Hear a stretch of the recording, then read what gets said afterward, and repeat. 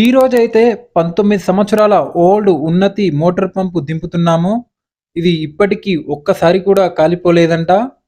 ఇప్పుడు మేమైతే 300 ఫీట్లు దింపుతున్నాము. Motor 5 HP motor. పంపు 6 స్టేజీల పంపు. ఒక్క ఫ్యాను దాదాపు 50 ఫీట్లు కొడుతుంది. చూడండి మీరే. మోటార్ అయితే దింపాము. ఇప్పుడే టెంకాయ కొడుతున్నాడు. ఇది కొత్తగా వేశారు కాబట్టి. ఒకసారి నీళ్లు ఎలా కొడుతుందో చూడండి.